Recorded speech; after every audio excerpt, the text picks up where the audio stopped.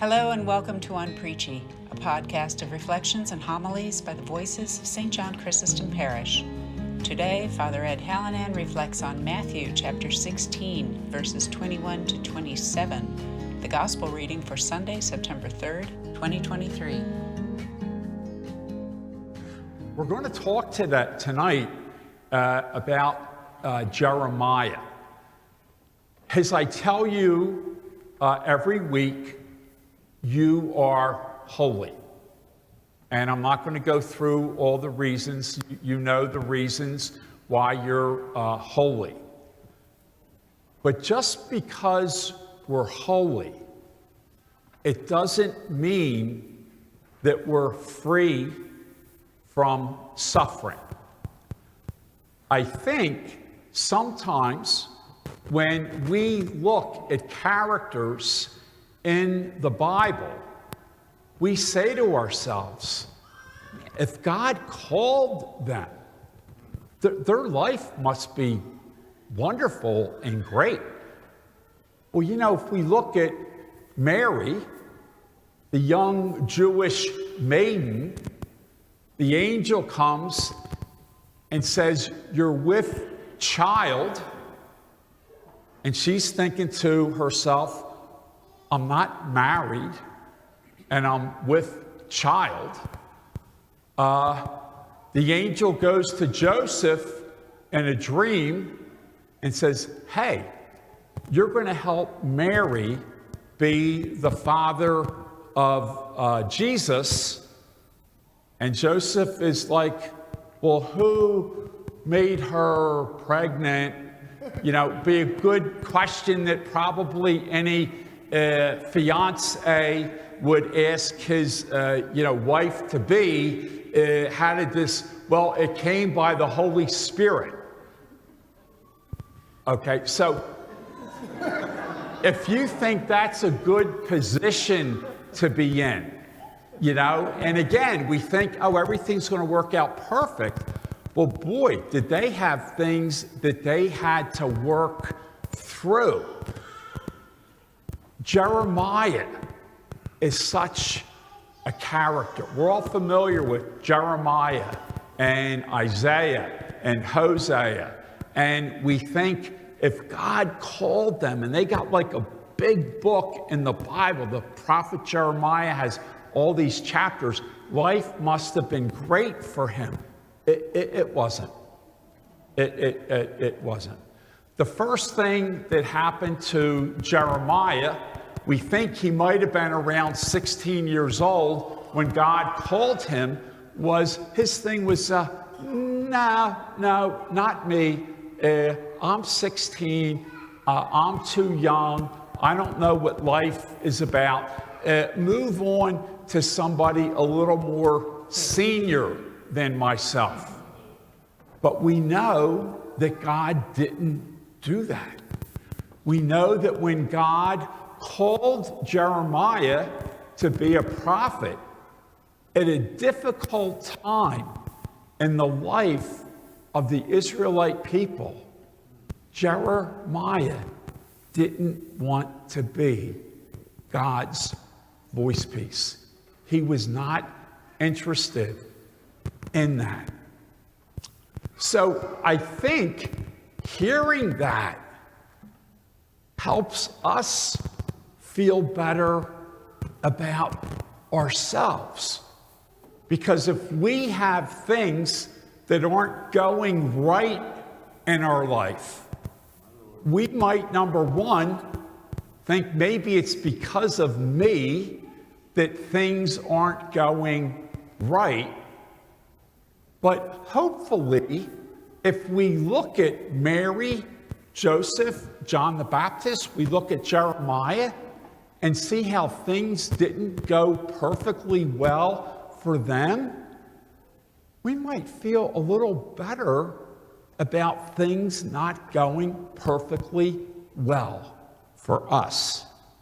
Now, Jeremiah, his personal life was filled with unresolved conflict with Yahweh. We don't like to think that. We like to think that communications between Yahweh, God, and Jeremiah were perfect. And if you read the book of the prophet Jeremiah, you will see a lot of unresolved conflict with God. So if you're sitting there and you're saying to yourself, I have unresolved conflict with God. When I had my son or I had my daughter, I thought everything was going to be great in life. And then my son got sick. Maybe my son or daughter died. And I don't feel good about my relationship with God because God took my son or daughter too young. Unresolved conflict. Jeremiah, the great prophet, had unresolved conflict with God. Boy, that's interesting. Jeremiah has a restlessness, something that he often expressed with his prophetic vocation and the fact that Yahweh called him. He had a restlessness with what God called him to be. I'm going to go back to parents again. Parents have our child, we're so excited, baptism, first communion, confirmation, and then the child starts to think for him or herself. Child doesn't need you anymore. And all of a sudden you got conflict with your kids because they think they don't need you anymore. They turn 14 or 15 or whatever, and it's like a switch goes off where I don't need mom and dad anymore. And you say to God, you know, you want me to raise these kids. How come things aren't flowing just the way I would hope that they would flow? So we look at Jeremiah, and even though he does what God asks him to do, he still has this restlessness within his spirit. And finally, with Jeremiah, the words that he voices expresses a helplessness that he sometimes has with God, who has called him to be a prophet, that he has a helplessness and a hopelessness within himself. And again, I'm glad that Jeremiah wrote those things down, that he had a helplessness. How many times during life have we felt helpless? I am at the hospital on Monday or Tuesday of this week, and our parishioner here every Saturday at 4 o'clock for as long as I can remember, she's helping somebody back out of her parking space right out in front of church.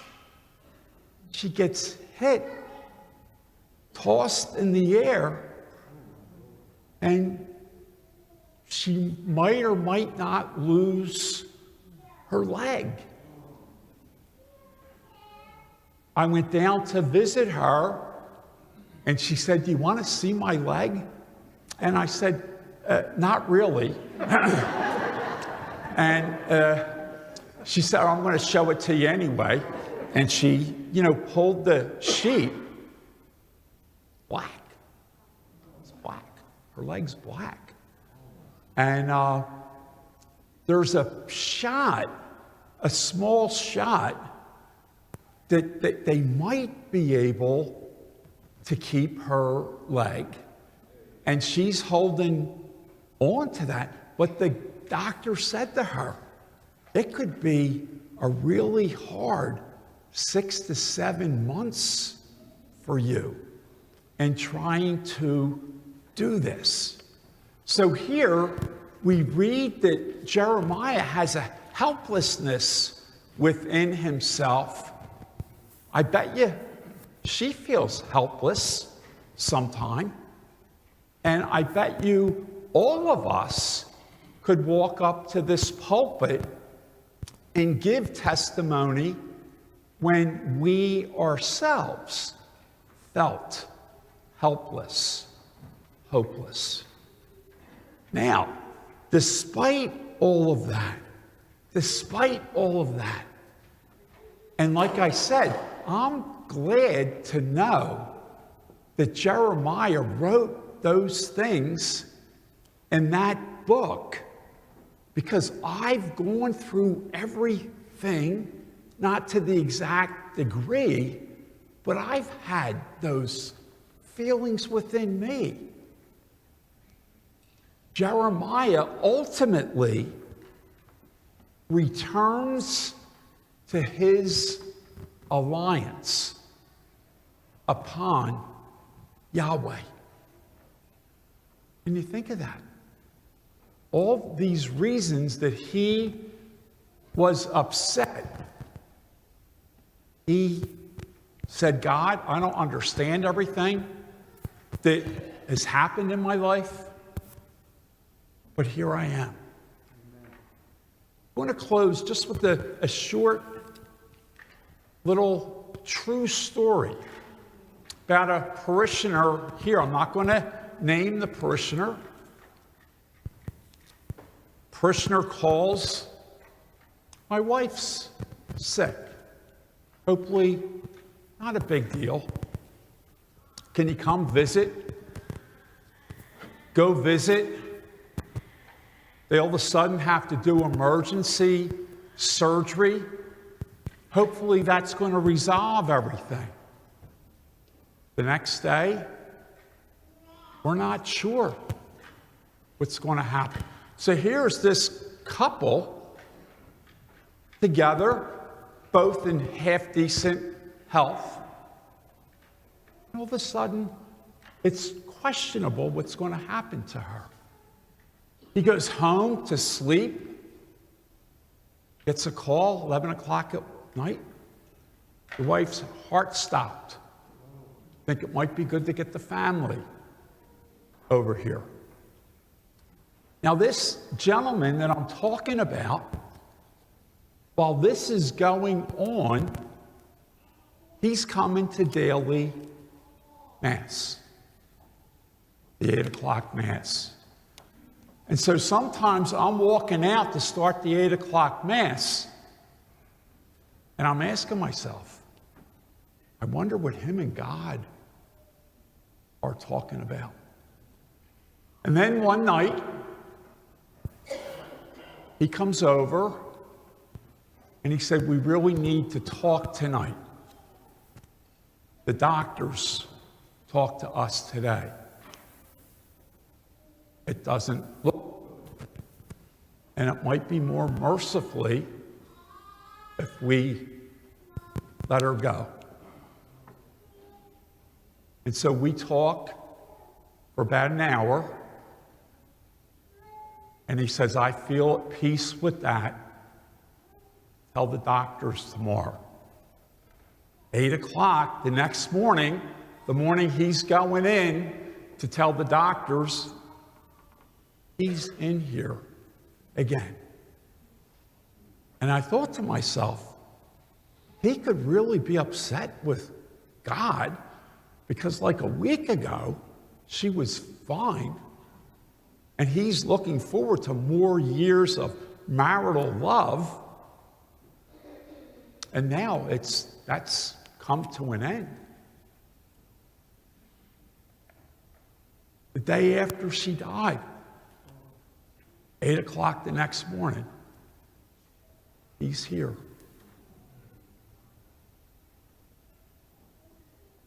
If he would have said to me, I'm not going to see you anymore because I have a lot I got to work out and I'm not getting any help from here, I would have said, okay, I can help you, let me know. Jeremiah returned, all the suffering that he went through, returned to his reliance on Yahweh. This gentleman, as far as I can tell, never lost his reliance on God. And I thought to myself, I got a lot to learn. I got a lot to learn. God bless you. Unpreachy is a production of St. John Chrysostom Parish in Wallingford, Pennsylvania. Visit us at sjcparish.org. If you enjoyed this episode, please share it with a friend. This podcast was produced by Brendan Lorden with music by Skytoes on Upbeat. Thanks for listening. Be well.